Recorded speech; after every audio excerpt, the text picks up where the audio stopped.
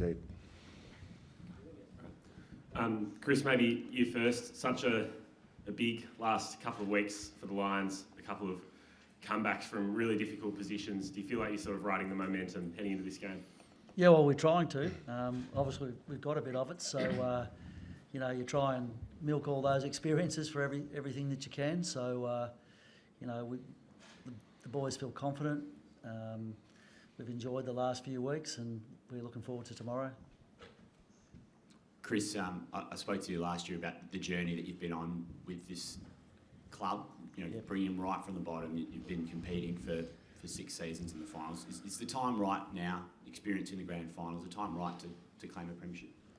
Oh, we'd like to, but there's another team sitting beside us that want to do the same thing. So we feel that all the experiences that we've had will hold us in good stead. But, we've got to get out there and do it. So I'm not going to sit here and predict, but everything that we've done over the last 6 years has helped. And John, sort of similar question, the journey you've been on, trying to climb the mountain again after 2012. Do you feel like this is the best you've been placed throughout this journey? Well, I mean, you go through different experiences. Both clubs go through different experiences. We know that doesn't give you the right, though. You've still got to earn it. And so both teams will be trying to do that. It's regardless of what's happened in the past. It's about tomorrow now, and we know that you've got to go out there and do your job, and you've got to earn it regardless of anyone's story leading up to it. The job's got to be done, and you sit here and obviously everyone's not sure about how it'll unfold, but we've just got to focus on that tomorrow, doing our jobs and coming in early and ready to go, and that's all you can really focus on. Chris, a lot's been made of last year and what the team took out of last year's grand final experience. You personally, though, what did you learn from that heartache of last year? Look, grand finals always come back to moments, and you watch the game and you see the little moments that you either won or you lost.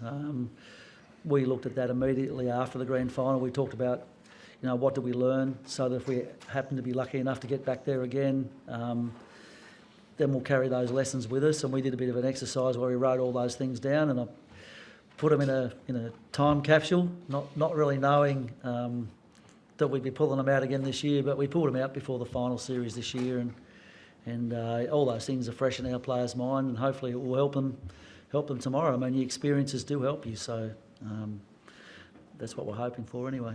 But what about you as a coach personally? Me?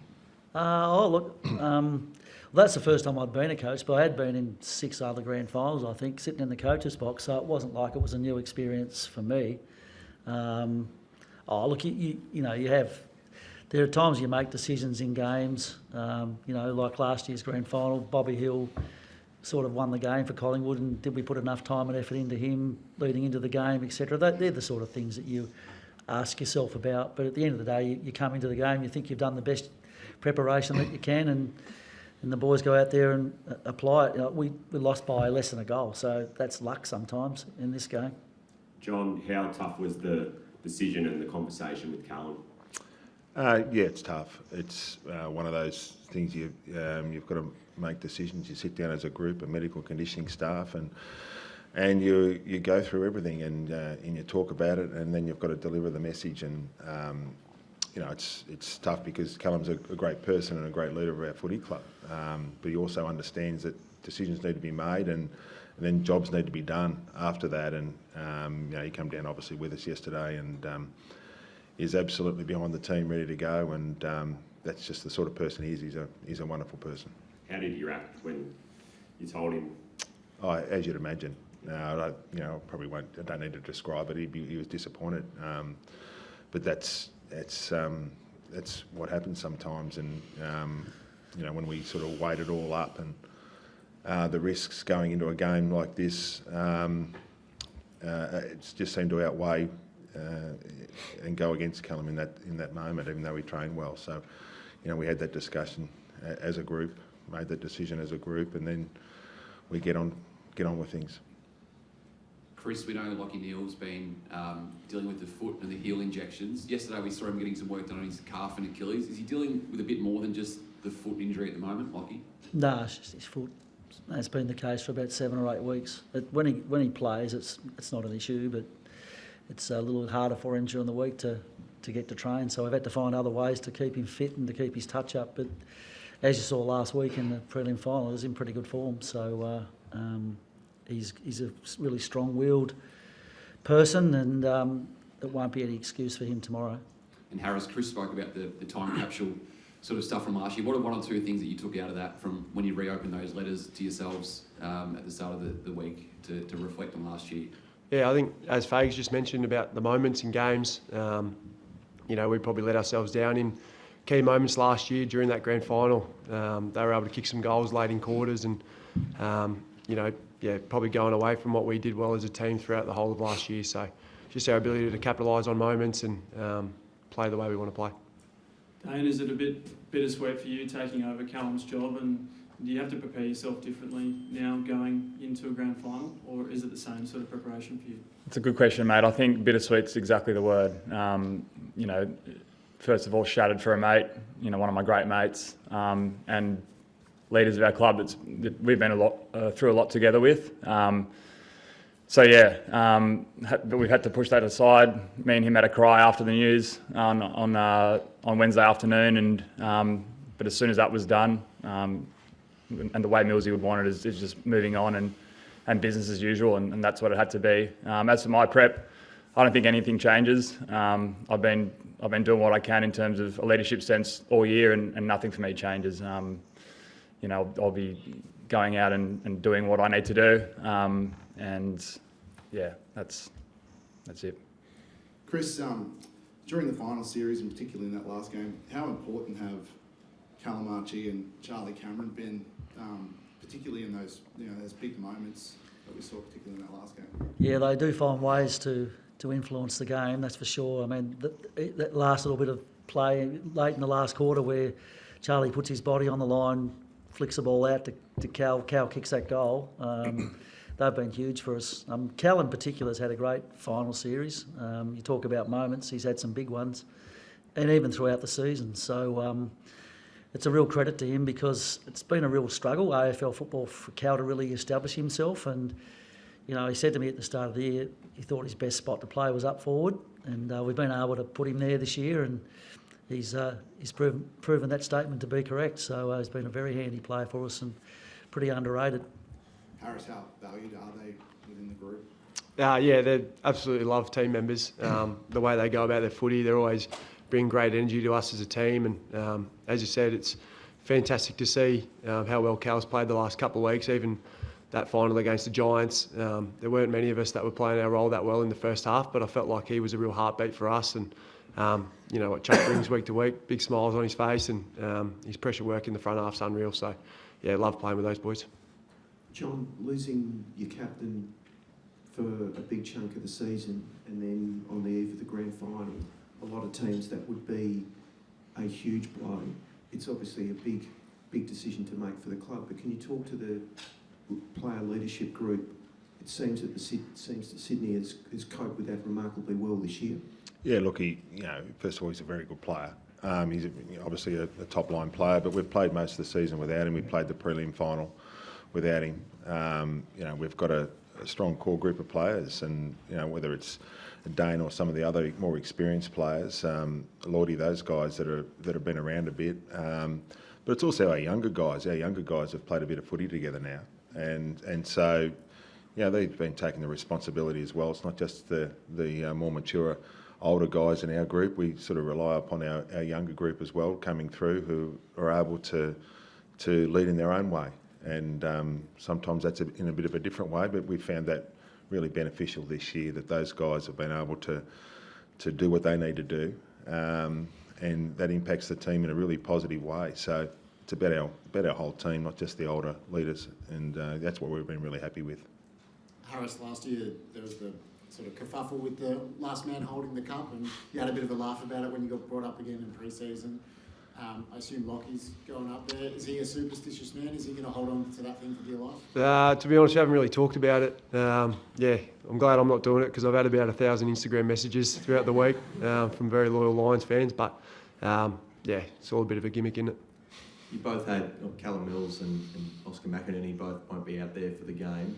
Where do you sit on the idea of premiership medals going to a full squad at the end of the season? I know it's always something that comes up this time of year. Is that to me? Any of you? Oh, I think the whole squad should get medals. You know, teams win premierships, but teams win matches, but squads win premierships, and you know all the boys who don't play contribute just as much. So for me, I think that makes logical sense. That every player on your list should receive a medal if you're lucky enough to win one. John? I'm with Fags. You and Chris both seem like pretty big Katy Perry fans. What are you most looking forward to from their upcoming set? Yeah, I've got it on my playlist. It's one of my many genres that I'm into. Firework, I could rattle them off. I was just listening to them on the way here. So, but be fair to say, hopefully we don't listen too much to it whenever it's on. That's no disrespect to Katie, she's a wonderful singer. Chris, on Oscar McInerney, he's obviously would have known earlier in the week that he wasn't going to play. How is he emotionally, and what will his role be tomorrow during the game?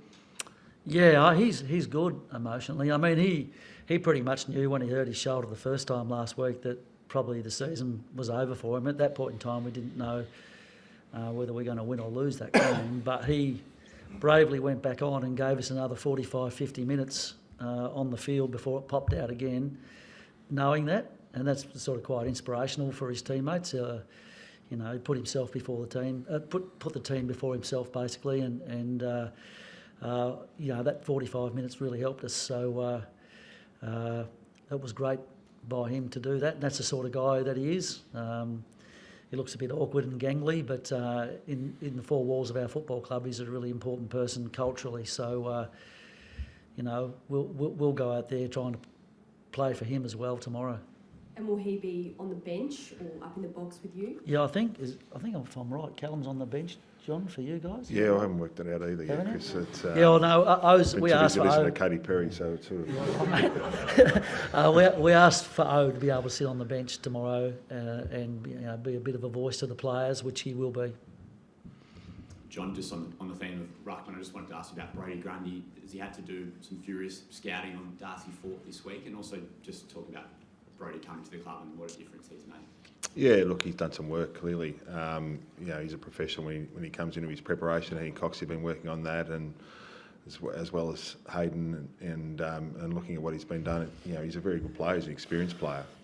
So. You know, there's certainly not much lost in their regard from that aspect with having him playing. He's a very good player. So, you know, we've done a bit of work on him. And Brodie's, you know, it's a wonderful journey for him, but it's, you know, he's had different experiences over the years. And I guess that's part of what you do when you go into grand finals is everyone's got their own storyline and from both teams. And Brodie's got his, and it's quite a unique one. But we know tomorrow, the first bounce, and when they're standing opposite at each other, storylines go out the window. It's time to get the job done, and that's really what it gets down to. Chris, we love the grand final themes. Are you sticking fat with Ted Lasso tomorrow? That Ted Lasso thing, that's been overplayed. Seriously. I showed them one episode is when Danny Rojas had the yips, right? Because we weren't kicking too straight. We needed to laugh at ourselves a little bit. So that's the only time I used Ted Lasso. I think Zorko's the one that let the cat out of the bag there with that one, didn't he? But no, that's the only real time that we've used it. It's more to have a bit of fun, lighten things up a bit. Sorry. Will you get a bit funky in the pre-game tomorrow, or do you keep it very chilled? No, keep it calm. Do the same thing that you do every week. I mean, that's, I think, the mistake you can make when you get to grand finals is you think you've got to change things around. But no, for us, our routine will be the same, and we'll just do what we always do at our meetings. Chris, how do you compare this team to the team last year and this feeling to the same time last year? And do you consider yourself an underdog? Oh, geez, that's a lot of questions. I think we're the equal dogs. Sorry. We're not going to fight for that, though, are we? No, well, I think we go into the game both with high hopes. I mean, Sydney have been the best team all year. I think you've been on top of the ladder all year, which is a great achievement. And we've had a great sort of last 3.5, 4 months. So there's two really informed teams coming into the grand final. I think it's a real 50-50 battle is how I see it. So that's how I would answer that question. What there was like a few questions. What was the other one, mate? And how do you compare this team and this feeling to the same time last year? Yeah, I just think we're obviously haven't been played in the grand final. That means a lot. Last year, I think we had 3 guys coming into the grand final that had played in the grand final previously. This year, we've got 17 or 18. I think that experience helps a lot, not just with the on the day stuff, but with all the build up and knowing what to expect. So a little bit different in that way. I thought we had a good chance to win last year, and I think we've got a good chance to win this year. But both the teams we played against would feel the same way. Harris, what's the feeling and vibe around the group? Obviously, you've been at the grand final before. Is it more relaxed this time? Yeah, I think so. The fact that we sort of go in this year, having gone to the parade and even just the week in general, sort of knowing what's coming. I know I was probably a little bit more anxious last year, not really knowing what we're walking into. But this year, having been through those experiences and being able to reflect on what worked and what didn't necessarily work has been important. And at the same time, we've still got a couple of young guys that are sort of 20, 21 years of age who are experiencing it for the first time. And it's really rewarding seeing those guys go through not just this week, but sort of the whole season, experiencing, big interstate wins down here last week and obviously in Sydney the week before. So it's been a really good build-up and, really excited for the weekend. Dane, you're coming up to your 4th grand final. What have you learnt from the last 3 and does that prior experience kind of take away a few of the nerves going into tomorrow? It probably does. I mean, I've experienced the worst, let's be honest. And so there's a little bit of peace knowing I've experienced that and been able to work through that and get back here. What I've learnt probably over the couple of losses that I've had is that no one cares about your story, really. It'd be great for us to, I guess, get back there and win after 22. It'd be great for Brisbane to get back and make amends for last year. But, they don't care about our story and we don't care about theirs. And that's the way it is. So we have to go out there and make it happen ourselves. And, that's probably the main thing I've learnt. Thank you. Thanks all. Thank you. Thanks, guys. Thank you. Thanks. Cheers.